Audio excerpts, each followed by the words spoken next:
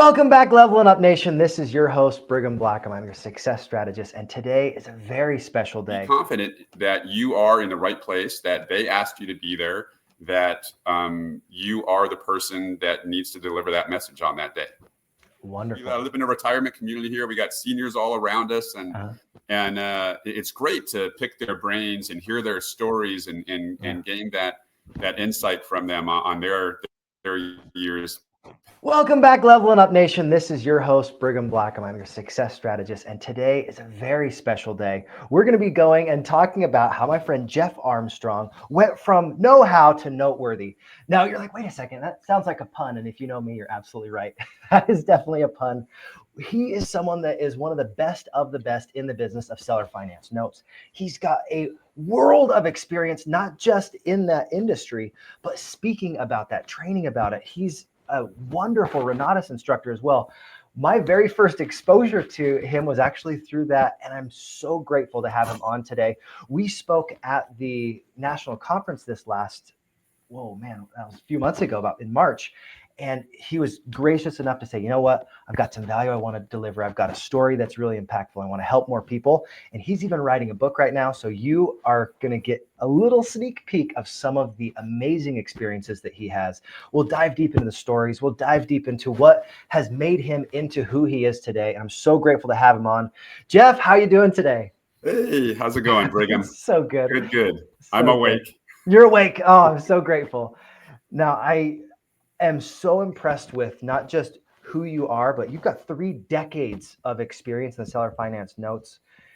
There are things that you've forgotten that the people at the very highest level of this industry haven't even gotten to learn yet. So you have forgotten more than most people will ever learn in this industry. I would love to hear, when did it happen? What was that transformation point for you where you're like, oh, wow, I'm Jeff Armstrong, and you can look yourself in the mirror like, I'm that guy. When did it happen? When did I realize I'm the guy? Yeah, you're the guy. You're the man.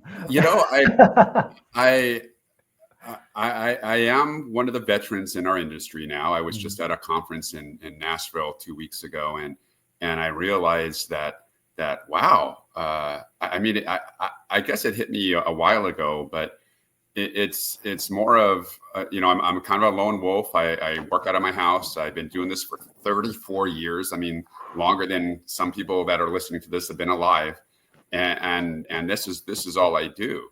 So I working from home, like I've been doing for all these years. I really don't. I don't think I ever got that. I kind of stay humble. I keep grounded. I keep my ducks in a row, and I do what I need to do to take care of myself and my family, and that's it. The rest is extra, Beautiful. So I don't think in my head, hey, I'm all that. I'm it. But going to conferences and going to places, yes, I get the ego boost, and people just appreciate the content and where I'm coming from, and those are always good feelings too when I go speak at conferences, and I do that quite often. So it hits every time I do another conference. I'm like, wow, people really want to hear what I have to say, and I'm happy to deliver it. It makes me feel good as well. Wonderful. Well, I know your biggest thing is you take people from the note industry, get it from paper to profit, and I think it's so impressive, all the different things I've seen you do over the years, to be able to very simply take that system and say, this is how you can not just make money and make a transaction, but you can benefit everyone in the transaction. Can you talk to us about what it takes to equip yourself so that you know how to make things work in your industry, and then what that does when you're a speaker to be able to articulate, this is how you can learn this system too? I know you've got 3 days worth of a class that you can't say that, but what do you do to package that in such a way that people can actually implement it and do it? I've always been a step-by-step kind of a guy, ever since, high school, and when I did my homework, I had folders of every class, and I went one thing at a time.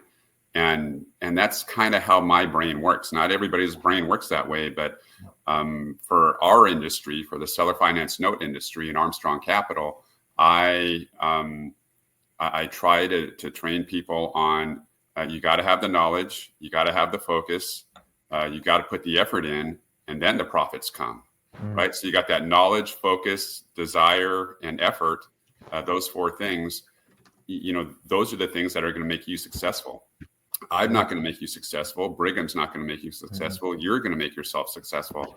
And you got to have the knowledge, skill, and put the effort in, and have that burning desire. Napoleon Hill, Think and Grow Rich. Yeah. I mean, you got to have that burning desire. And that's something a lot of people don't have. They really don't have that burning desire to get to where they want to be. They just want it to come easy and quick. And that's not how any business works, whether it's the note industry, a note business, or any other business that you're starting.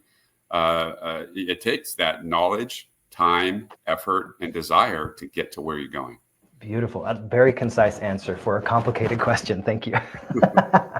One of the things I love about this is when we equip ourselves at the highest level with the right mentors, people like you, Jeff, who have done 2,000 plus transactions, you learn a few things that are warnings, and then you learn a few things that you're like, if you just follow this step-by-step process, it eliminates a lot of the headache. What are one of those tips or warnings that you're like, oh goodness, I wish I would have known this one earlier, for speakers? Because you've done the speaking thing for quite a while. But for speakers, for speakers, for trainers, people that are communicating professionally, what are one of those experiences that you've had that you're like, you know what, this will help you avoid a lot of challenges? I think for me, I'm a bit of a I don't know if you've ever heard the term imposter syndrome. Oh, right. And I've read about that, and for a while, I again, working at home, I'm alone. I don't have a lot of people around me, just my fiance and talk to my kids every day and every week. But it's one of those things where, gosh, I kind of forgot where I was going with that. Where were we talking about? Speaker training. So if you had a tip for speakers. A speaker, Okay. one thing that you'd be like, this is going to save a lot of time, energy, or effort. Right. I think it's, when someone asks you to be on stage, when you're in front of people, you have to keep in your mind that you are the expert in that topic that you're talking about at that certain point in time. And your experiences and your knowledge and everything that you are, goes into that. People look at you and are kind of wanting, your knowledge. And when I put that in my head, right before I go on stage anytime, I think, okay, they want to hear what I have to say.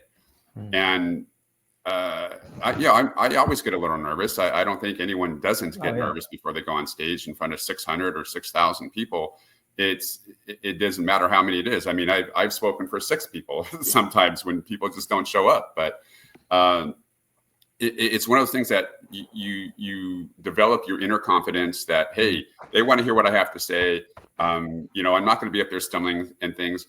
One of the things that I do to relax myself on stage is I try to get them to laugh really quick. And a lot of times what does it is my Twitter, right? Yeah. That's really Twitter. Oh, you did it. Yeah. Twitter. I know you. I've been on lots of your trainings. You got to get Twitter. It's awesome. One of the things about Twitter, well, let's explain it for everyone that's listening. Yes, for sure. Definitely. Twitter stands for, that's what I'm talking about. That's what I'm talking about. I picked it up. I'm sure I picked it up from Austin Powers years and years ago when it came out. And he doesn't say Twitter, but he says, that's what I'm talking about. Right. And it's just a lot of words to say. So I shorten things up. I do have a lot of acronyms around my house and for my business.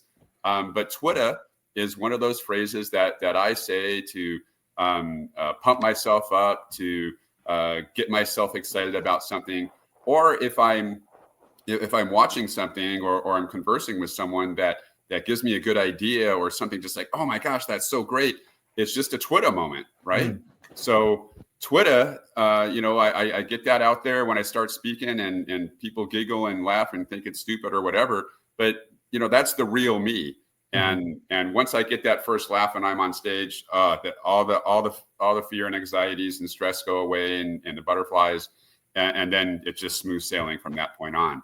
So the tip is to be confident that you are in the right place, that they asked you to be there, that you are the person that needs to deliver that message on that day.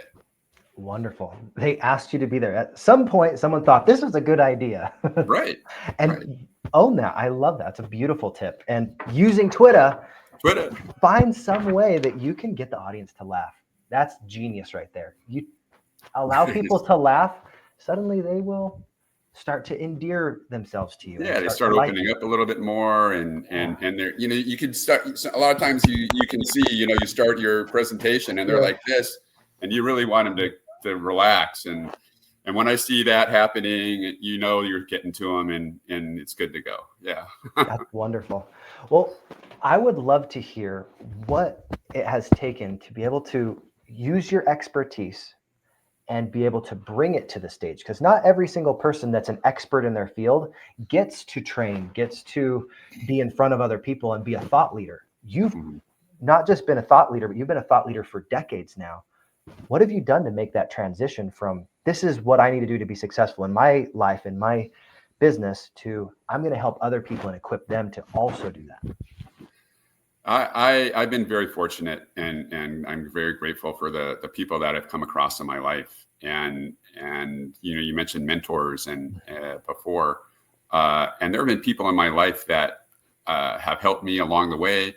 And at the time, I didn't even know they were mentors. It was just friend, and they were helping out. And so in 96, I started my business in 91. By 96, I was going pretty good. I had already, quit my former job and doing this full time. And someone noticed me and said, "Wow, Jeff, you're coming up in the ranks. Why don't you present at our convention next month?" And I'm like, "What are you talking about? Present? I'm not a speaker. I don't know what present." He's like, "Just keep it simple. Talk about what you know, how you run your one-man business." Right. So that was the first presentation I ever did in 1996, San Francisco, 3,000 people. And I did, how I run my one-man business for 2 hours. And that was my very, very first experience. I did not know, I wasn't like a speaker before then.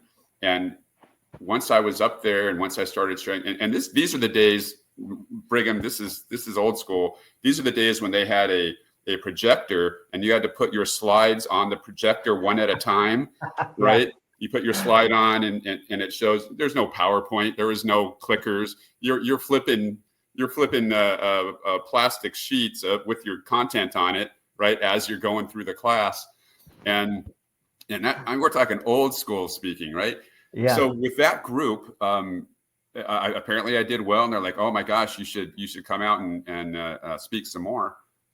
They actually brought us to their corporate headquarters and gave us speaker training and things like that.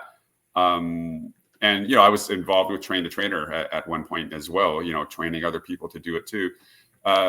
But that's where I kind of started, and I got lucky. I got lucky that I met the right people. I got lucky that I recognized the opportunity and said yes.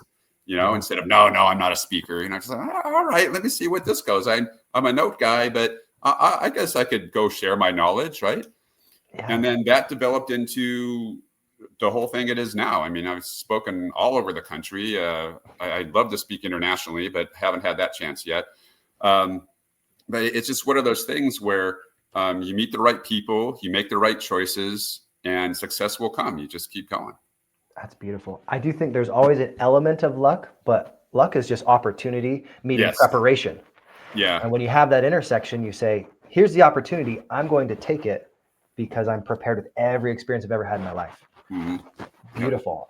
Nice. I think anytime you've got experience that can help somebody else and you package it in such a way that they can use it, suddenly that's a very selfless act. And I think if speakers are always getting on stage to say, hey, look at me, look what I've done, here's my thing, they're not going to be very successful for very long. Yeah. It's kind of going back to what you said earlier about being humble, but yeah, go ahead.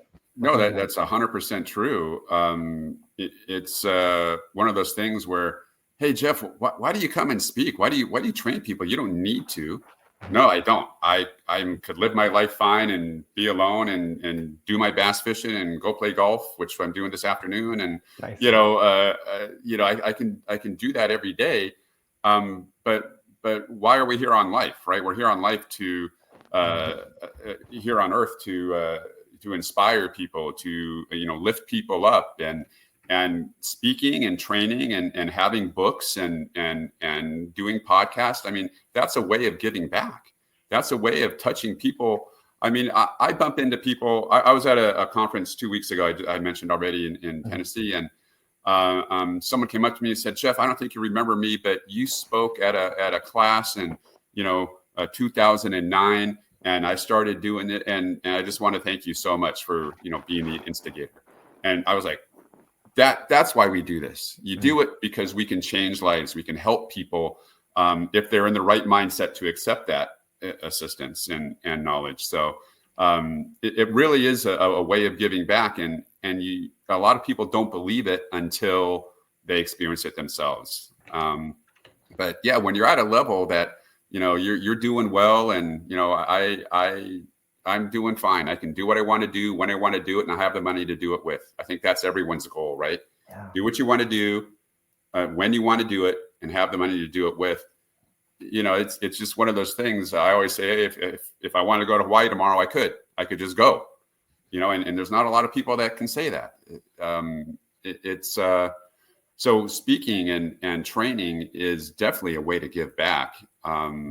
Yes, I have books and resources and things, but they're there for people that want them. I don't hawk it out there. I'm not out there selling it all the time. It's just there for people that want it. And it's been great for me. I'm very grateful to be where I'm at now. I'm 59, going on 60, and been doing this for 34 years. So yeah, I was 25 when I started. So for you young'uns out there, get started, start doing something, and reach out for help from people that are willing to help you, like myself, like Brigham, like other people out there. Wonderful. One of the things that really highlighted the reason behind doing this for me was you see the growth in other people. It's not enough to just say, hey, I can do this for myself, or even my intimate group of friends that know you very personally. When you put content out there, you're on podcasts, you share your experiences, you almost highlight possibility for people that they might not have seen had they not heard your story and your words. What that does is allows their heart to open up to what they can become. That doesn't necessarily mean they're going to be the very best note broker in the world, but maybe that's going to change their financial situation enough that they can live into what they want to do. Because a lot of times people don't get into real estate because they love real estate. I wasn't that person. You get into real estate because what it can do for you, what the money does for you, what that lifestyle looks like, what the community around you and the entrepreneurs that are positive, what that does for you. So can you talk to us about the lifestyle that you have based on your experience with real estate? Because I think you have a very attractive lifestyle, and this is one of the Instagrammable things that people are like, that's what I want. This is why I do it. Let's hear Jeff's lifestyle and why you do it, because it's probably not just about the money. my lifestyle. Well, you got to have a little background to understand my lifestyle now. When I started working at 15 and a half, I had two other jobs before I started Armstrong Capital. One was at Subway. I worked there for a couple of weeks and got fired for every day we would, at the end of the day, you clean out all the bins and a lot of food went in the trash. And I'm like, this is ridiculous. We're throwing out sandwiches. So I started making sandwiches and taking them to kids at school. And that was a no-no. Okay. I guess I stole because that was supposed to go in the trash bin, and I took it out. Either way, next job, a couple weeks after that, I got a job at Ralph's grocery store in Southern California. And I worked there for 9 years and 11 months. And the last 6 years of it, I was a frozen foods night crew manager. I managed the night crew. I went in at 11 o'clock at night, got off at 8 o'clock, and then, did all of my entrepreneur stuff and trying to get better as I was, younger. So at that point, if you've never worked on a night crew or that night shift, that midnight to 8 a.m., that 10 to 6 or 10 to 7, if you've never done that, you will not understand this, but you don't sleep much. There's not a lot of sleep. I know, there's a lot of moms and dads out there too. They don't sleep because they have new babies and things. Think of that as well. So now my lifestyle now is one of my number one priorities is sleep. I love sleeping. Right. So this is really early for me today. We make, I don't stay up late either, 9, 10, 11 o'clock, maybe at the latest. But we'll sleep in until, 8, 9, 10 sometimes. And I get up when my body says it's had enough sleep usually.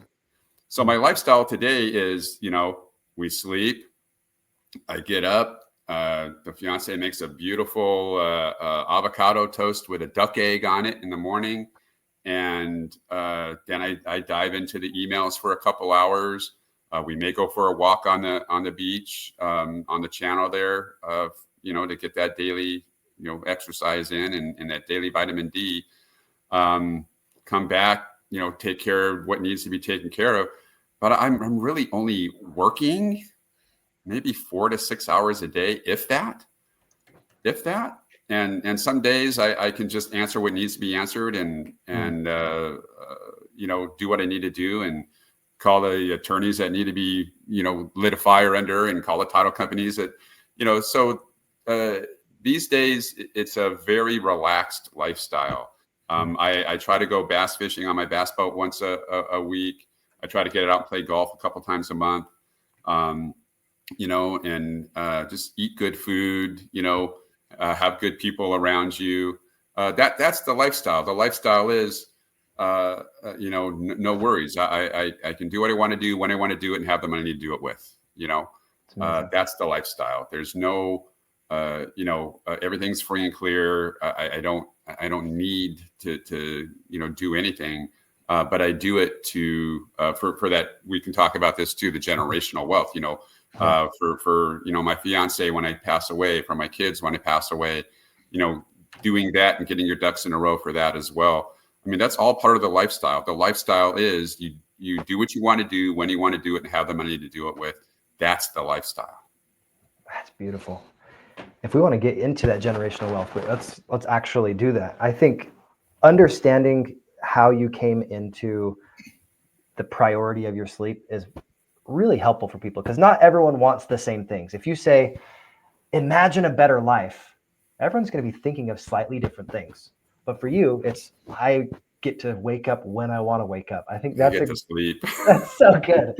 For me, I'm an early bird and I love to get up and attack my day and get at all the different fun things that I have, because I'm so excited. Age difference. It's just age difference too, for right? sure. I mean, I'm not a senior at all. I'm not in that category, even though they say I am. I'm not.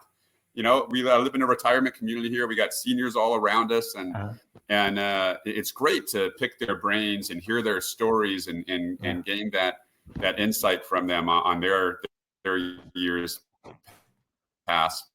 But yeah, in my younger days, I absolutely was doing the same thing, getting up early ladder. And looks like we just froze here for a second. Oh, for a second, yeah. You still there? I can still hear you though. Yeah, I'm still here. But kind of like what you were saying with generational wealth, for me, it's not just how much money can you accrue. It's how do you get the cash flow consistently. Hopefully you can hear me. Can you hear me all right?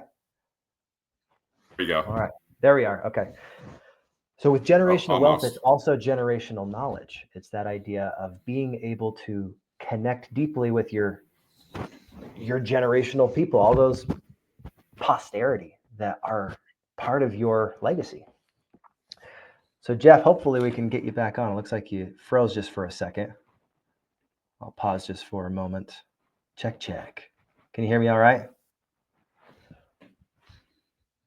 Well, I'll go off on generational wealth just for a second, since we're waiting for him to come back on. One of the things that I think about when it comes to generational wealth is the importance of that knowledge factor. What are the things that you have in your trust? What are the things you have in how you lay out your experiences? Not every single one of us have the same level of understanding in all different facets of life. But the key to this is, who do you surround yourself with? Who do you want to model and mimic? Whoops.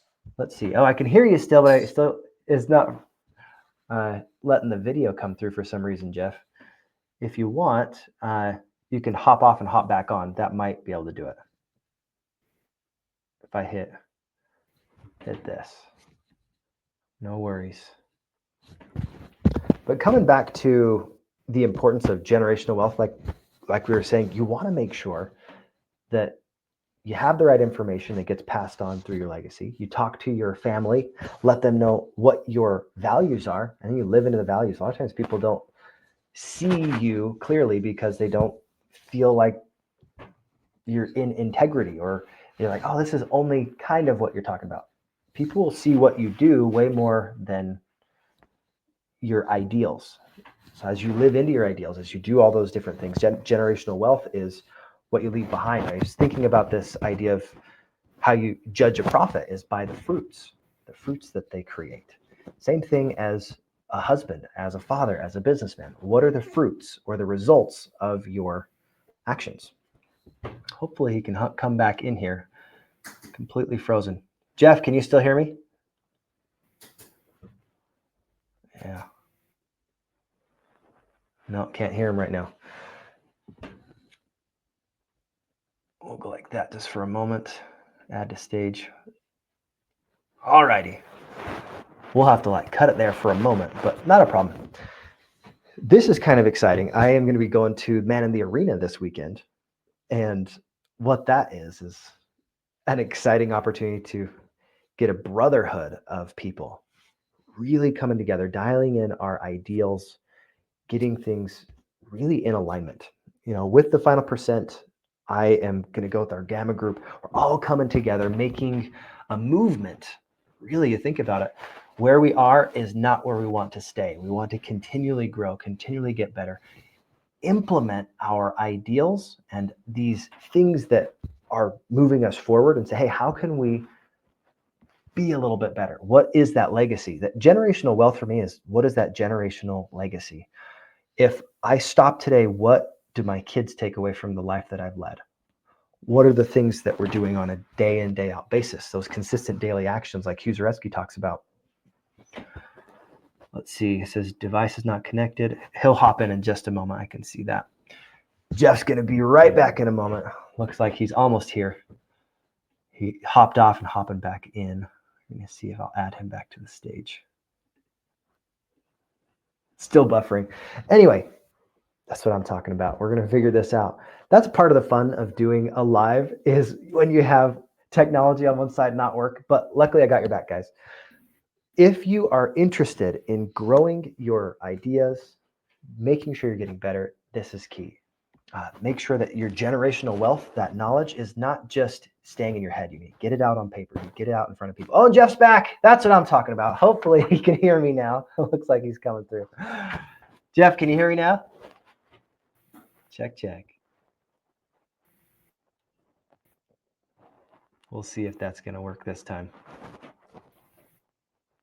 Welcome back. He's still there. Maybe he's here. We're going to find out. This is how it goes. Playing the game with technology. That's always fun. Oh, it's so funny. Well, that's all right. Oh, going back to what Jeff was saying about lifestyle, though, it really is, what is the life that you want to design? I feel like a good portion of how we show up is the things that we've read months and maybe even years ago that we've implemented over time. When you think about the drip effect, it's this destre tranche. Like if you are having that drip water, eventually it will penetrate the stone. But don't tell old Chinese people this, but there are better ways to drill through a stone. There are faster ways to get things done. And one of the things that I've noticed when you're around amazing people like Jeff, like Dr. Greg Kimball, like what we're doing here with the Man in the Arena this weekend, when you're around the right people, you start to see things in a new light. You start to find different ways that all of this comes together. And when you have the right weapons, you have the right tools, you have the right equipment, you're geared up in a way that you can help solve harder problems. Like if you're going to dig a foundation for a house, you don't want to do it with a spoon. It'll take a very long time. You want to get the right tools so you can expedite your results. If you think about it, if someone is going to knock down a house, they're going to want like a bulldozer. They're going to want something that they can do it in a very efficient manner with a machine. However, if you are thinking about all of the things that you could do with like a sledgehammer, you'll eventually get through the house, but it's not super fast and it's kind of ineffective. Just like what Jeff was talking about earlier, if you want to be a noteworthy speaker, this is a really important tip, guys. If you want to be a noteworthy speaker, live in your experiences the very best you can. There's a reason that you're here. There's a reason that you have opportunities afforded you. There are things that you know, that you've experienced, that you've talked with people about. And as you have experienced those things, they will be able to help you be better, do better, have more in all different elements of your life. But it doesn't happen in a vacuum.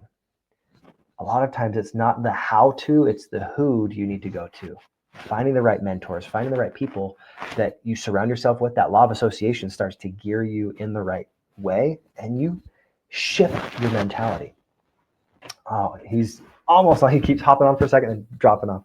I don't know what's going on with his stuff, but this is also interesting. When you look at who you're being, he talked about the importance of overcoming your fear. He used the word nervousness or your nerves. Nerves is just another word for excitement. If you reframe that and say, I'm really excited right now. I have 3,000 people that are wanting to listen to me that have said, you know what, this is a good idea. I wanted to hear them. I wanted to hear this experience that he has. And he's got some things that I know will be able to help. That's awesome. Every single one of us have experiences that if we're put on stage, we could share with confidence because we are competent in that area. If you don't have competence, it's because you're incompetent in that area you're talking about. For instance, if we were going to take your experience as a speaker, you say, hey, I want to be a better speaker. I want to connect deeper with my audience. You can look through all of the times that you've been able to open your mouth and connect deeply with someone. And you can shift that ideal for people as you share, this is what I've done, this is what I've done, this is what I've done. You don't say, hey, this is what I would like to do, or this is what I have potentially done. You stay in that realm of expertise, and suddenly you can talk circles around it because you're in truth and living in your experience. It takes a lot of the pressure off when you're just saying, this is what I've done, this is what I've experienced. And it's your perspective on that experience. As you bring in other experts, as you connect with other mentors, you have multiple frameworks that allow you to see things in new lights. It allows you to experience things through different eyes or lenses. And those are the times when life starts to get a little bit more exciting. I've been working super hard on getting this value-driven storytelling framework out to more people. And it's literally this simple. I keep coming back to it because of this. It's 5 things. You focus on what's significant in your life. Every experience that you have is not created equal. There are some significant ones and there's some that are just meant for you and maybe your journal. You hit those significant experiences that will be significant for you and your audience. Suddenly that can become an aha moment that changes somebody else. Then you translate those things. You make sure that it's relevant for your audience. You give them reason to say, oh, that's what that means for me here. That's my framework that I can see. This is where it relates. You tie it back to their life, to their community, to their systems, to the admiration, all the different things that they're like, oh, this is what I want. I can do that. As long as you are translating it in such a way that allows your audience to see themselves in your story, that story can be valuable. And then you make sure that you've got the objective very clear and you're fighting for that objective. You're going on point. All of these elements are going to be how you create and frame and deliver that message. And then the relive portion, this is the R, when you are reliving your story, think of it this way. Reliving is adding every performance element that you can to make sure that this audience in this moment is going to be able to receive that message. And then you have a clear, concise call to action. That's the yes. Get them to say, you know what? I'm going to say yes to my life. I'm going to say yes to this new opportunity. Whatever it is that they commit to, if they don't make a commitment, that's not real leadership. It's just management. You just say, hey, do this, do this, do this. They didn't commit. You're not managing effectively. Leadership is helping someone commit and then managing that commitment, accountability to that commitment. It's not how you feel about doing something that matters, or the excuses. You need to have reasons, or you can have results. You say, did you do the thing you said you wanted to do? If you did, great. If you didn't, great. Let's figure out what we can do next time. And all of those elements playing together, that's the story framework. That's the simplest way that I can say you can improve your communication utilizing that framework. Now, if you don't have a hook, that's the pen in hand idea, that pen in hand method. That hook will make it so that people don't want to hear your story. So you have to dial in your hook. As soon as you dial in that hook, you're like, oh, I want to hear that. Then you can deliver the value through the story. And then at the very end of it, there's still this gift, this packaging that has to be done so that you show up the very best that you can. You give with all of your heart. You make sure that it's indelible in their head and it really sticks, right? You flip that switch and say, you know, whatever else is going on in my life, I don't care, it's going to happen. And then you tailor that message specifically for your audience. So whatever element of that message matches their desires, we'll be able to help them. That's the framework. That's what I'm so passionate about. That's what I'm excited about this book. I have written like 71,000 words, more than that, but 71,000 words on this. And we're condensing it now to like a really punchy, intense book. It's going to be excellent. Oh, Jeff is back. I'm going to add him back here onto the stage. Can you hear me now, Jeff? Yes, I don't know what happened there, but that's what I'm talking about. We're back. We're back. Fantastic. Computers. Yeah. Computers. I don't know. That's how it goes. I don't remember where we were. I just riffed for a little bit. So wow, that was good for so you. I couldn't get back in. It was crazy. So either way, I'm back. Yeah, well, I think we were hitting generational wealth. Yeah, let's hit generational wealth. I talked about the importance of the knowledge piece of generational wealth. Why don't we talk about what generational wealth means for you as far as your legacy and why it matters so much? Because it's not just what it is, it's why that people want to hear about. I think every parent wants their family and their kids to do well, right? Every adult wants their family and their kids to do well, and be taken care of when we're not around. That's one thing, to leave an inheritance or something like that. But when we're talking about generational wealth, we're talking about not just your kids, but your grandkids and your grandkids' kids.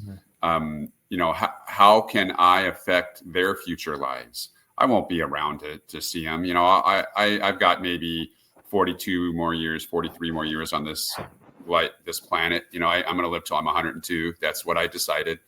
And, when you put the intentions out there, things happen, right? Right. So the generational wealth, though, is the system I have built within the seller finance note industry, and the way that it generates wealth, long term.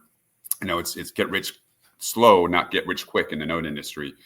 And it just grows and builds. And for the generations in the future, they may or may not know what they have coming to them, but when they do, it will definitely keep them at a position to keep enjoying their lives as well.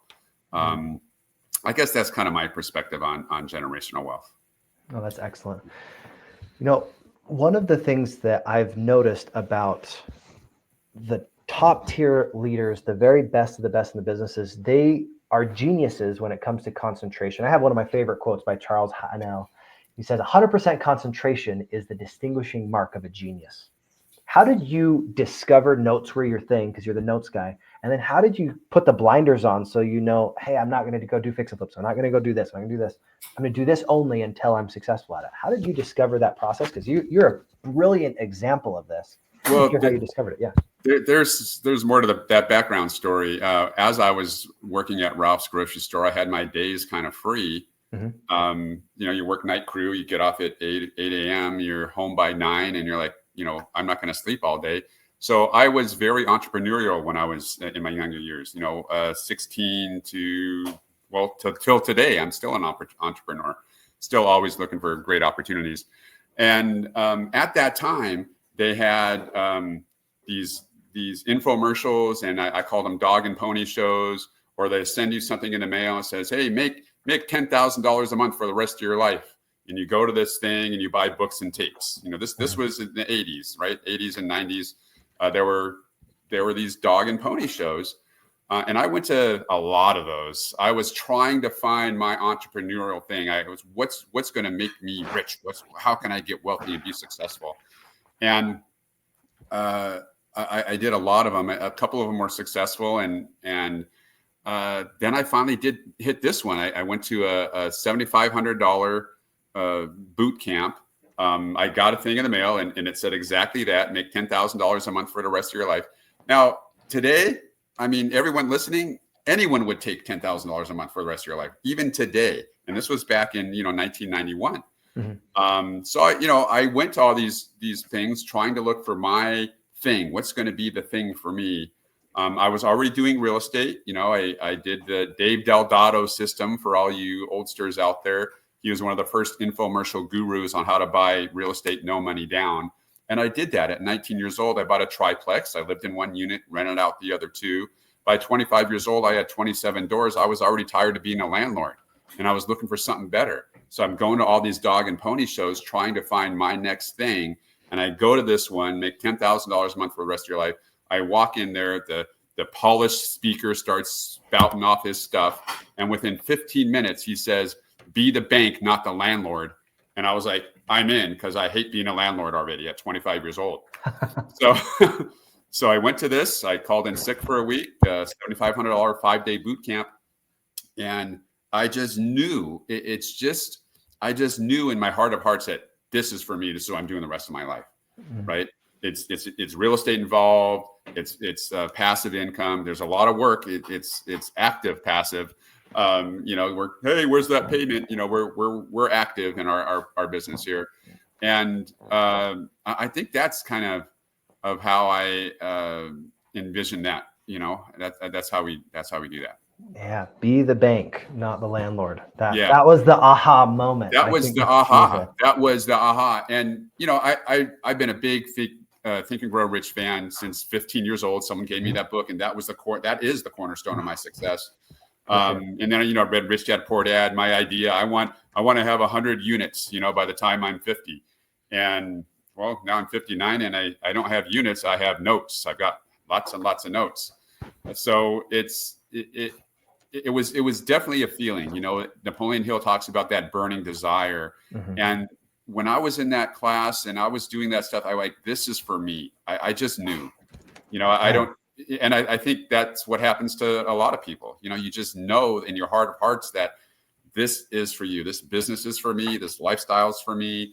And it just, the vision at that time when I was 25 was great. And it still is. I have a great vision for the future. But that's kind of where that came from. Yeah. I think that's a great way to think about how you make those discoveries. You put yourself in the environment where those can happen. Like $7,500 even in 1991, that's quite a bit of an investment, right? That was 3 credit cards. That's 3 credit cards. That's what that was. I had no money. Yeah. I didn't come from money. So that was 3 credit cards to go to that class. And those are the choices, right? Mm-hmm. Everyone makes choices. And I went to dozens and dozens of classes before that cost hundreds or thousands of dollars also. I would really wanted to find my thing, and I found my thing. I think that's beautiful. Every single one of us has some reason or some purpose that we're here. And I'm a very creative person. I feel like I'm a creative genius.